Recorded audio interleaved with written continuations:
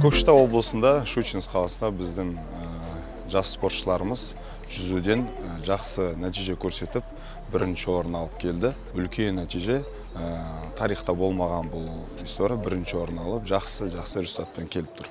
Бізден 18 бала қатысты жарыста, 3 жас аралығында болды, 2009, 2011, 2013. Біз Атырау қаласынан көбінесе жас балаларды 2013 жылғы балаларды жібердік.